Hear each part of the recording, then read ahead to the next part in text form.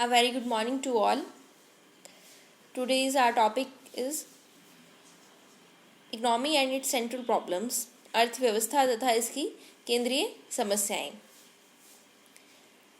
अर्थव्यवस्था क्या है और इसकी क्या सेंट्रल प्रॉब्लम्स हैं, आज हम इस पर चर्चा करेंगे। पहले बात करते हैं अर्थव्यवस्था। अर्थव्यवस्था अर्थशास्त्र में व्यापक रूप से प्रयोग होने वाली अवधारणा है। इसका तात्पर्य यह है कि किसी क्षेत्र विशेष में प्रचलित आर्थिक क्रियाओं की प्रकृति क्या है और उसका स्तर क्या है। किसी क्षेत्र विशेष में जो इकोनॉमिक एक्टिविटीज़ हैं हो रही हैं, उनका नेचर क्या है और लेवल क्या है उसका। क्षेत्र चाहे गांव हो, शहर हो, राज्य हो, जिला हो या संपूर्ण देश ही क्यों ना हो।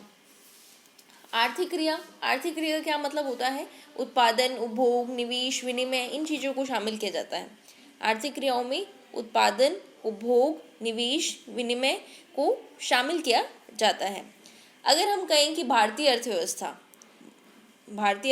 तो इसका क्या तात्पर्य है कि भारत में उत्पादन कितना है, उपभोग कितना है, निवेश क्या है, विनिमय की प्रकृति कैसी है, स्तर क्या है।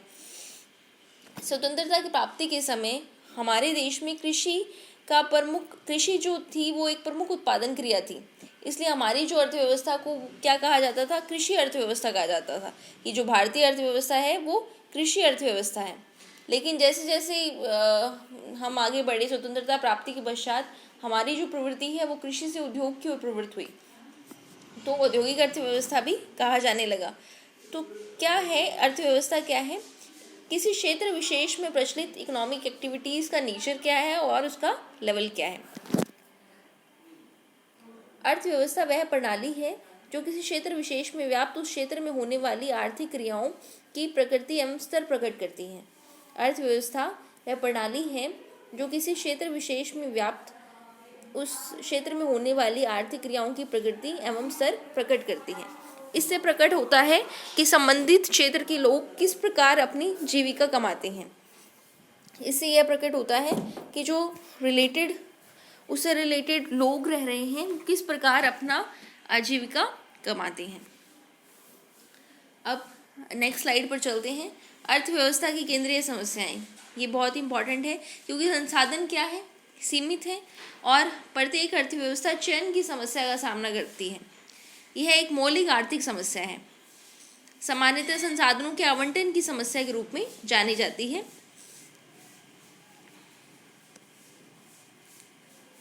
इसकी 3 पहलू इस प्रकार हैं। पहला, क्या उत्पादन किया जाए। दूसरा, कैसे उत्पादन किया जाए। तीसरा, किसके लिए उत्पादन किया जाए। ये अर्थव्यवस्था की केंद्रीय समस्याएं कहलाती हैं। क्या है केंद्रीय समस्याएं? क्या उत्पादन किया जाए, कैसे उत्पादन किया जाए, किसके लिए उत्पादन किया जाए, what to produce, how to produce and from whom to produce. All these are central problems of an economy. तो पहले अगर हम बात करें कि क्या उत्पादन किया जाए, पहला क्वेश्चन ये आता है कि क्या उत्पादन किया जाए। इसमें आएगा कि किन वस्तुओं और सेवाओं का उत्पादन किया जाए। उसमें से क्वेश्चन क्या पुट करेंगे हम कि किन वस्तुओं और सेवाओं का उत्पादन किया जाए और किस मात्रा में वस्तु और सेवाओं का उत्पादन किया जाए। क्वांटिटी क्या रखें और वस्तुएं क्या रखें। क्या उत्पादन में ये समस्याएं आती हैं? क्यों आती हैं? क्योंकि संसाधन क्या है? सीमित है। प्रत्येक समाज इन प्रश्नों के उत्तर ढूंढता है अवश्य कि क्या उत्पादन किया जाए और किस मात्रा में उत्पादन किया जाए। आइदर और की समस्या आती है क्योंकि उपभोक्ता और पूंजीगत दोनों प्रकार की वस्तुएं महत्वपूर्ण हैं। उपभोक्ता वस्तुएं जीवन की गुणवत्ता को बढ़ाने के अनिवार्य हैं। अगर हम कंज्यूमर गुड्स यूज़ नहीं करेंगे तो लाइफ क्वालिटी कैसे बढ़ेगी। पूंजीगत वस्तुएं उत्पादन क्षमता को बढ़ाने के लिए अनिवार्य हैं। तो ये प्रश्न हमेशा आता है, क्या उत्पादन किया जाए, उपभोक्ता वस्तुओं का करें या पूंजीगत वस्तुओं का करें, और करेंगे तो किस मात्रा में उत्पादन करें। इसका जो आंसर है वो आसान नहीं है। इसके लिए बहुत सारे इकोनॉमिक्स, प्लानर्स, पॉलिटिशियंस, बहुत अधिक वाद विवाद की आवश्यकता है। क्योंकि यदि आप उपभोक्ता वस्तुओं का उत्पादन करने का निर्णय लेते हैं तो वर्तमान पीढ़ी जीवन की उच्च गुणवत्ता का लाभ उठाएगी। लेकिन अगर पूंजीगत वस्तुओं का कम उत्पादन करने के लिए हम कहते हैं तो भावी पीढ़ी को उत्पादन क्षमता की कमी का सामना करना पड़ेगा। तो ये क्वेश्चन बहुत इंपॉर्टेंट है कि क्या उत्पादन किया जाए और किस मात्रा में हम उत्पादन करें। सेकंड है, कैसे उत्पादन किया जाए। कैसे उत्पादन किया जाए, इस अभिप्राय उत्पादन की तकनीक से है कि किस टेक्निक से हम उत्पादन करें। चयन की समस्या तब उत्पन्न होती है कि हम श्रम प्रधान तकनीक से उत्पादन करें या पूंजी प्रधान तकनीक से उत्पादन करें। श्रम प्रधान तकनीक का क्या मतलब है कि पूंजी की तुलना में श्रम का अधिक उपयोग करें, और पूंजी प्रधान तकनीक से क्या मतलब है, पूंजी प्रधान तकनीक से तात्पर्य ये है कि श्रम की तुलना में पूंजी का अधिक उपयोग करें। पूंजी प्रधान तकनीक कुशलता को प्रोत्साहित करती है और श्रम प्रधान तकनीक कम महंगी होती है। तो ये भी बहुत बड़ी समस्या है कि उत्पादन कैसे किया जाए। श्रम प्रधान तकनीक तथा पूंजी प्रधान तकनीक के बीच चयन की समस्या है। इसके बीच एक चयन की समस्या आती है क्योंकि उत्पादकों को अपनी लागत को कम करने की आवश्यकता होती है। जो उत्पादक हैं उनको लागत कम करने की आवश्यकता होती है तथा उसी समय अपनी कुशलता को अधिकतम करना होता है। कुशलता को भी बढ़ाना होता है और लागत को भी कम करना होता है। तो ये एक समस्या आती है कि कैसे उत्पादन किया जाए। कैसे का मतलब होता है कौन से टेक्निक से उत्पादन किया जाए, लेबर इंटेंसिव टेक्निक यूज़ करें या कैपिटल इंटेंसिव टेक्निक यूज़ करें। क्या उत्पादन किया जाए, इससे होता है कौन सी वस्तु बनाएं, उपभोक्ता वस्तु बनाएं या पूंजीगत वस्तु बनाएं। उपभोक्ता वस्तु नहीं बनाते तो क्वालिटी ऑफ लाइफ कैसे सुधरेगी, और पूंजीगत वस्तु नहीं बनाते तो आने वाली पीढ़ियों को वस्तुएं कैसे प्राप्त होंगी। तो ये क्वेश्चंस बहुत इंपॉर्टेंट है। थर्ड क्वेश्चन आता है किसके लिए उत्पादन किया जाए। थर्ड क्वेश्चन आता है फॉर हुम टू प्रोड्यूस, किसके लिए उत्पादन किया जाए। यह समस्या अर्थव्यवस्था में उत्पादन व वितरण से संबंधित है। भी हम डिस्ट्रीब्यूशन कैसे करें, कौन कितनी मात्रा प्राप्त करता है, इसके दो पहलू हैं। एक तो है आय का कारक वितरण, इसे कहते हैं फैक्टरल डिस्ट्रीब्यूशन ऑफ इनकम। आय का कारक वितरण, फैक्टरल डिस्ट्रीब्यूशन ऑफ इनकम। और दूसरा है आय का अंतर्वैयक्तिक विवरण, आय का अंतर्वैयक्तिक वितरण, interpersonal distribution of income. Interpersonal distribution of income. आय का कारक वितरण उत्पादन के विभिन्न कारकों की आय भाग से संबंधित है। आय का जो कारक वितरण है उत्पादन कारकों के विभिन्न आय भाग से संबंधित है, जैसे श्रम के लिए मजदूरी, पूंजी के लिए ब्याज, भूमि के लिए किराया। जबकि इंटरपर्सनल डिस्ट्रीब्यूशन की बात करें तो समाज में व्यक्तियों या परिवारों की आय भाग से संबंधित है, व्यक्तियों या परिवारों की आय भाग से संबंधित है। तो ये क्वेश्चन बहुत इंपॉर्टेंट है कि कैसे वितरण किया जाए। समानता और असमानता के आसपास ही क्वेश्चन घूमता है। क्या संसाधनों का आवंटन समानता को प्रोत्साहित करेगा, ये समस्या है। और निसंदेह समानता एक सामाजिक गुण है, परंतु असमानता उच्च बचत, उच्च निवेश तथा इस प्रकार की समृद्धि की उच्च दर को प्रेरित करता है। तो ये तीन तरह के क्वेश्चन आते हैं जो अर्थव्यवस्था की केंद्रीय समस्याएं हम कहते हैं। पहला क्वेश्चन, क्या उत्पादन किया जाए, पूंजीगत वस्तुओं का उत्पादन करें या फिर उपभोक्ता वस्तुओं का उत्पादन करें। दूसरा प्रश्न, कैसे उत्पादन किया जाए, भी टेक्निक कौन सी हो, लेबर इंटेंसिव टेक्निक हो या फिर कैपिटल इंटेंसिव टेक्निक हो। और थर्ड है किसके लिए उत्पादन किया जाए, हम फैक्टरल डिस्ट्रीब्यूशन ऑफ इनकम करें, जिसने जितना काम किया उतना दें, या इंटरपर्सनल डिस्ट्रीब्यूशन ऑफ इनकम करें, व्यक्ति के आधार पर वितरण करें।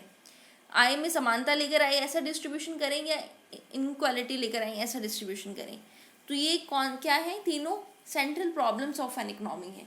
किसी भी अर्थव्यवस्था के सामने ये तीनों जो हैं केंद्रीय समस्याएं हैं। नेक्स्ट स्लाइड की ओर चलते हैं हम। विभिन्न अर्थव्यवस्थाओं में केंद्रीय समस्याओं का समाधान।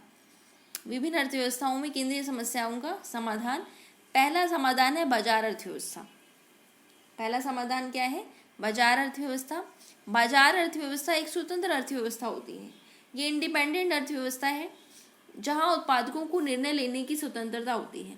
उत्पादक जो हैं वो खुद से डिसीजन ले सकते हैं कि क्या, कैसे, किसके लिए उत्पादन किया जाए। यह निर्णय उत्पादक किस आधार पर लेते हैं, यह बाजार की मांग और पूर्तियों की शक्तियों पर निर्भर करता है। बाजार अर्थव्यवस्था में इंडिपेंडेंसी होती है। उत्पादक खुद डिसाइड करते हैं क्या करना है, कैसे करना है और किसके लिए करना है। और ये डिपेंड किस पर करता है, मांग और पूर्तियों की शक्तियों पर निर्भर करता है। क्या उत्पादन किया जाए, उत्पादक उन वस्तुओं को उत्पादन करेंगे जिनकी मांग अधिक और पूर्ति कम है। उन वस्तुओं का ही उत्पादन करेंगे, प्रॉफिट बेस पर होती है ये अर्थव्यवस्था कि जिनकी मांग तो ज़्यादा है और पूर्ति कम है। ऐसी वस्तुएं उत्पादकों को अधिक कीमत व ऊंचे लाभ पर मिलती हैं। कैसे उत्पादन किया जाए, उत्पादक उन आगतों का प्रयोग करेंगे जिसकी उत्पादन लागत उन्हें कम से कम आए। यहाँ आप ये बात मैं क्लियर कर दूँ, ये जो बाजार अर्थव्यवस्था है कम्प्लीटली प्रॉफिट बेस्ड अर्थव्यवस्था है, जिसमें हमें प्रॉफिट होगा हम उसी चीज़ का उत्पादन करेंगे। और जो टेक्निक जो है कम कॉस्ट क्रिएट करेगी, चाहे वो लेबर इंटेंसिव है चाहे कैपिटल इंटेंसिव है, उस टेक्निक का हम यूज़ करेंगे। थर्ड है किसके लिए उत्पादन किया जाए, तो एक स्वतंत्र अर्थव्यवस्था में उत्पादक उस वर्ग के लिए उन वस्तुओं का उत्पादन करेगा जिनकी अधिक कीमत देने की क्षमता है, उसके लिए उत्पादन करेगा जो कीमत ज़्यादा दे सकते हैं।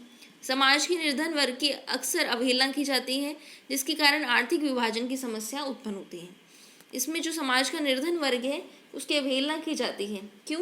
क्योंकि बाजार अर्थव्यवस्था कम्प्लीटली प्रॉफिट बेस्ड अर्थव्यवस्था है, जहाँ इनको प्रॉफिट मिलेगा उसी चीज़ का उत्पादन करेंगे। इनको पता है कि उन वस्तुओं का उत्पादन करने में ज़्यादा प्रॉफिट है जिन्हें लोग खरीद सकते हैं, गरीबों के लिए कुछ भी उत्पादन नहीं करना चाहेंगे। बाजार अर्थव्यवस्था में सारी शक्तियाँ किस में निहित होती हैं? उत्पादक के पास निहित होती हैं। वो मांग और पूर्ति की शक्तियों के द्वारा ये डिसाइड करता है कि क्या, कैसे और किसके लिए उत्पादन किया जाए। नंबर 2 है केंद्रीय योजनाबद्ध अर्थव्यवस्था। केंद्रीय योजनाबद्ध अर्थव्यवस्था क्या, कैसे, किसके लिए उत्पादन किया जाए, इसका निर्णय सरकार द्वारा नियुक्त किसी केंद्रीय अधिकारी द्वारा लिया जाता है।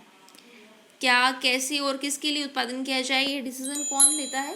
सरकार द्वारा नियुक्त केंद्रीय अधिकारी। ये सभी निर्णय अधिकतम सामाजिक कल्याण के उद्देश्य को ध्यान में रखकर सरकार लेती है। मैक्सिमम जिसमें सोशल एडवांटेज हो उसको ध्यान में रखकर गवर्नमेंट डिसीजन लेती है। बाजार अर्थव्यवस्था के विपरीत केंद्रीय योजनाबद्ध अर्थव्यवस्था का मुख्य उद्देश्य अधिकतम लाभ प्राप्त करना नहीं होता। जो केंद्रीय योजनाबद्ध अर्थव्यवस्था है इसका उद्देश्य मैक्सिमम लाभ प्राप्त करना नहीं होता।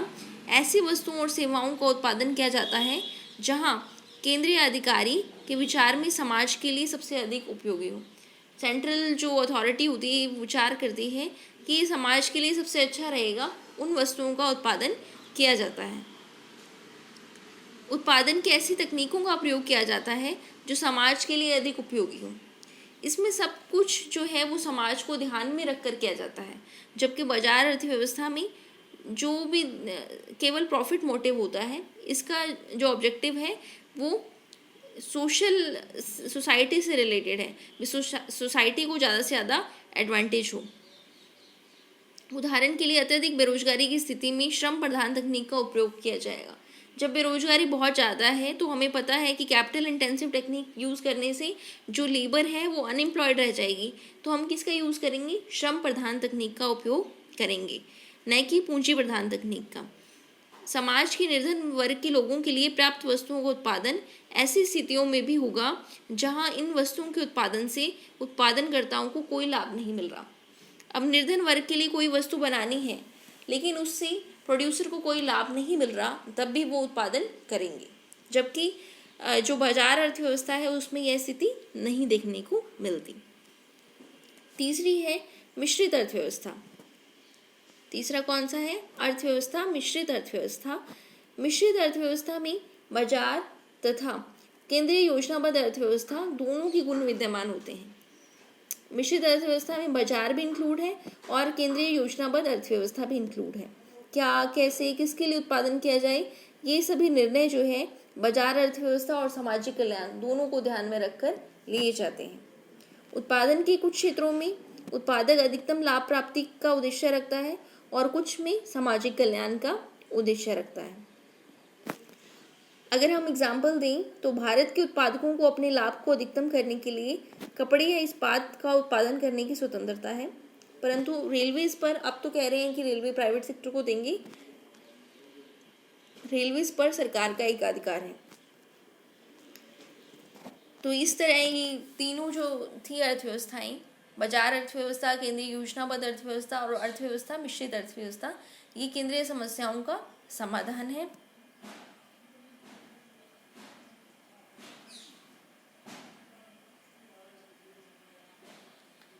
धन्यवाद। आज का हमारा लेक्चर यहीं कंप्लीट हुआ। आज हमने पढ़ा कि अर्थव्यवस्था किसे कहते हैं और इसकी केंद्रीय समस्याएं क्या हैं और इसका समाधान क्या है। आशा है कि आप सभी इस वीडियो से लाभान्वित होंगे। कोई क्वेश्चन है तो आप कमेंट बॉक्स में भी डाल सकते हैं।